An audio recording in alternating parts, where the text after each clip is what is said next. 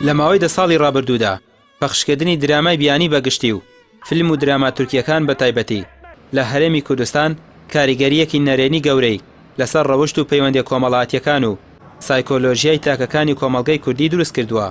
وەکو دەوترێت ئەو درامایانە ڤایرۆسێکی کۆمەڵایەتین و لە ڕێگەی بەشێک لە کەناڵە کوردیەکانەوە بڵاو دەکرێنەوە، بەڵام حکومەت و وەزارەتی ڕۆشنبیری هەرێم هیچ کاتێک لەو بارەوە بە ئەرکی خۆیان هەڵنەساون.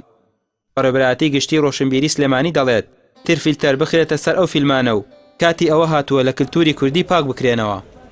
ڕاستەکەی یعنی کوردستان بۆتە بازارێک بۆ ساختکردنەوەی هەم کاڵای جۆرا و جۆری خواردن و خواردنەوە هەم کاڵای هوەری و کلتوری. لە کلتورەکانە بەڕاستی میلەتی مەغەدی زۆری لێکە لەلایەن وڵاتەکانی ترەوە کە خۆشمانەوە کە ئەنوا و ئەشکال فیلم و درامای سەقەت هێنێتە وڵاتەکەمانەوە هیچ فلتەرێک نییە بۆ ئەمانە. من پێشنیارم وایە و داوا لە وەزارەتی خۆشمانەکەم کە ڕێگری بکە لە هەر کارێک کە ببێتە مایەی توندوتیژی لە کوردستانە بێتە مایەی کەمکردنەوەی قیەمی ئینسانی و هەندێک لەو دراما و فیلمانی کە دێنە کوردستانەوە بەڕاستی دژایەتی بەهانەتەوەکانی ئێمەشەکەن. زۆر جا توێژەرانی کۆمەڵایەتی و دەرونی هۆشداریان داوە لە پەخشکردنی ئەو درامایانە کە بە شێوەیەکی ڕاستەخۆ کاریگەریان هەیە لەسەر تێکدانی ئاداب و نەریتی کوردەواری و تێکچوونی شیرازەی خێزانەکان، تەنانەت کاریگەری هەبووە لەسەر زیادکردنی ڕێژەی توندوتیژی و تاوان و خۆکوشتن. بەڵام وەزیری ڕۆشنبیری تازە بە تازە دەڵێت لە هەوڵدان پێداچوونەوە بە دراماکاندا بکەن، هاوڵاتیان مافی خۆیانە بڵێن ئەی ئەو چەند ساڵە وەزارەتی ڕۆشنبیری کاری چی بووە؟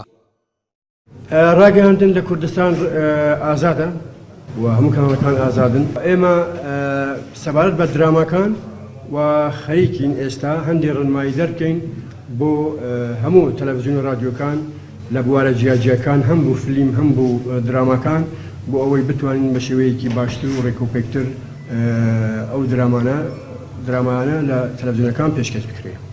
ماوەی 2 ڕۆژە وەزارەتی ڕۆشنبیری هەڵساوە بە سادانی زیاتر لە 40 کەناڵی لۆکاڵی بە بیانی نوێنەکردنەوەی مۆڵەتی ساڵانەکەیان لە کاتێکدا چەندین کەناڵ هەیە سەرقاڵی پەخشکردنی دراما و فیلمی نەگونجاوە کە لەگەڵ نەریتی کۆمەڵگەی کوردی یەکناگرێتەوە کەچی هەر بەلاشیاندا ناچن، بەڵام هەر کاتێک بابەتەکە پەیوەندی بە پارە و تازەکردنەوەی مۆڵەتەوە هەبێت شکر وەزارەتی ڕۆشنبیری بە ئاگایە و ئیجراعات دەکات.